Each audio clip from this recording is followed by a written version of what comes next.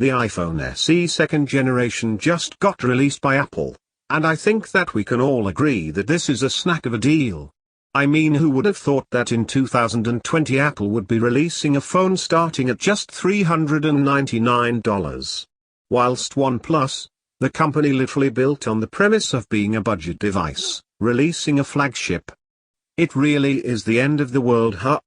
But the burning question on everyone's minds are, should you buy this spectacular budget iPhone? Or should you buy Google's alternative, the Pixel 3a? Processor. In terms of the processor, I believe that Apple absolutely slams Google.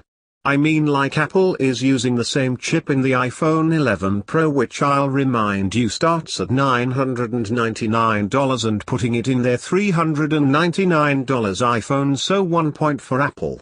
Google has put the Snapdragon 670 inside the 3A. It is not very recent or as fast as the A13, but it is not slow either. Software. So it's no secret that even if Apple devices are expensive and sometimes seem useless, they still hold up well after years and years of software updates.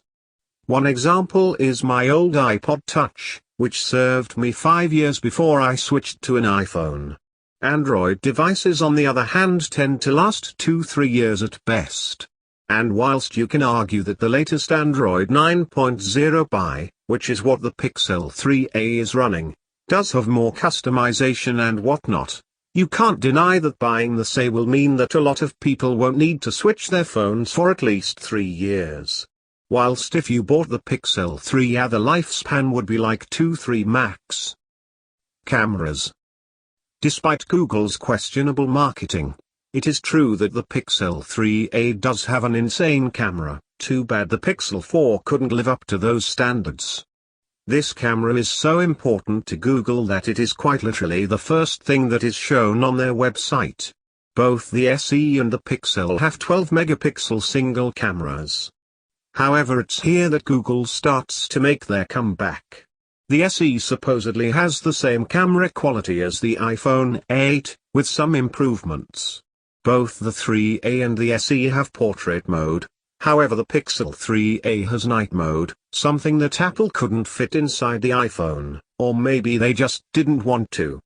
Honestly, I think that you could go either way with this one, but I'm gonna have to go to Apple because even if there's a lack of a night mode, the camera software is a bit more advanced than the 3a. Of course, I'm just nitpicking here. Before we move on to the next section, I just want to remind you to like and subscribe for more content like this. Don't forget to hit the bell for notifications. Smile. Charging. Google boasts about having 30-hour battery life and includes an 18 watts fast charger in the box. For the iPhone, say, you kinda have to dig to find it. They don't show it on their keynote, but it is marketed in the video and is in the tech specs. Conclusion. In conclusion, it seems that the iPhone SE 2020 would be a better buy instead of the Google Pixel 3a, because of the processor, lifespan, and camera. Guess we will have to wait for the Pixel 4a to come out before we can actually compare these two companies. Subscribe to be the first to see that when it comes out. Thank you for watching and stay home.